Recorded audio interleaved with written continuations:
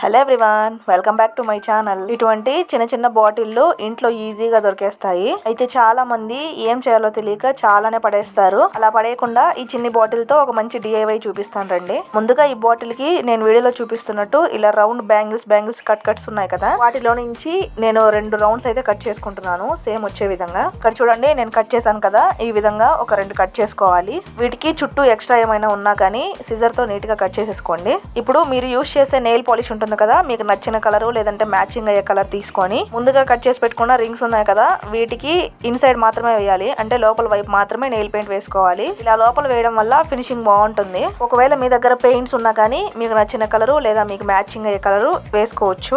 వీడియోలో చూపిస్తున్నట్టు nail paint ని మొత్తం అప్లై చేసుకున్న తర్వాత కంప్లీట్ గా ఆరిపోయే వరకు దీన్ని పక్కన పెట్టేసుకోవాలి. చూడండి, ఒకటి ఈ విధంగా కంప్లీట్ గా డ్రై అయిపోయింది. ఇప్పుడు ఏ విధంగా దీనికి అయితే నెయిల్ పెయింట్ వేసానో ఇంకొక దానికి కూడా అదే విధంగా నెయిల్ పెయింట్ వేసుకున్నాను. దీన్ని కూడా కాసేపు డ్రై అవ్వడానికి పక్కన పెట్టేసుకొని నీడిల్లోకి ఒక 5 నుంచి 6 పొరలు దారం ఎక్కించేసుకొని దారం చివరన ముడి వేసేసుకున్న తర్వాత నా దగ్గర ఉన్న కొన్ని చిన్నవి పెద్దవి బీడ్స్ తీసుకున్నాను. ఇప్పుడు దారం ఎక్కించి పెట్టుకున్న ఈ నీడిల్లో నుంచి ఫస్ట్ చిన్నది, తర్వాత పెద్దవి పూసలు ఇలా నాకు నచ్చిన విధంగా ఒకదాని తర్వాత ఒకటి ఎక్కించేసుకున్నాను. తర్వాత నా దగ్గర ఇటువంటి గోల్డ్వి ఫ్లవర్స్ లా ఉన్నాయి, వాటిని కూడా ఎక్కించేసుకున్నాను. నేను వీడియోస్ లో యూస్ చేస్తున్న ఐటమ్స్ అన్ని మీరు తీసుకోవాలనుకుంటే కామెంట్ చేయండి, అన్ని నేనే సేల్ చేస్తాను. కామెంట్ చేయండి, ప్రైజెస్ అవి కంప్లీట్ గా చెప్తాను.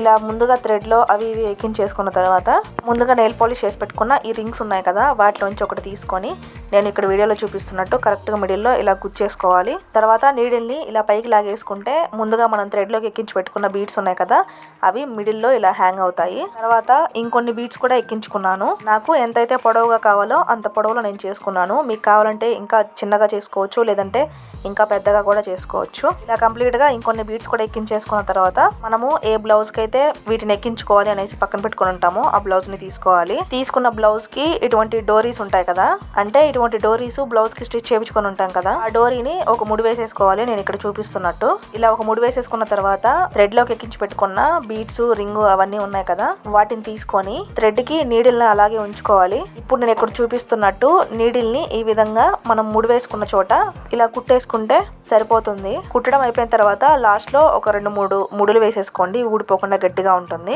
మొత్తం కంప్లీట్ గా కుట్టేసుకున్న తర్వాత ఇప్పుడు ఈ ఎక్స్ట్రా ఉంది కదా దారము, దాన్ని కట్ చేసేసుకుంటున్నాను. అంతే, ఇప్పుడు ఒక సైడ్ డోరీ హ్యాంగింగ్ అయితే రెడీ అయిపోయింది. చూడండి, డోరీ కట్టుకున్న తర్వాత దీని లుక్ ఎంత బాగుందో. ఇప్పుడు ఒక సైడ్ డోరీకి ఏ విధంగా అయితే దీన్ని కుట్టేసుకున్నామో ఇంకొక వైపు డోరీ కూడా ఉంది కదా, దానికి కూడా సేమ్ ఇలానే బీడ్స్, రింగ్ ఎక్కించేసుకొని దీనికి కుట్టేసేసుకోవాలి. అంతే, ఎంతో సింపుల్ అండ్ ఈజీగా ఒక మంచి డోరీ హ్యాంగింగ్స్ అయితే రెడీ అయిపోయాయి.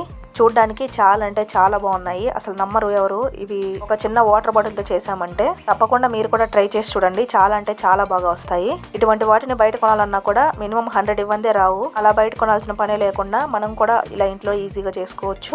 ఛానల్లో ఇంకా మంచి మంచి ఐడియాలు చాలా అంటే చాలా ఉన్నాయి, అన్ని చూడండి. ఐడియాలు అనిపించిందో కామెంట్ చేసి చెప్పండి. నచ్చితే మాత్రం ఒక లైక్ చేసి ఛానల్ మాత్రం తప్పకుండా సబ్స్క్రైబ్ చేసుకోండి.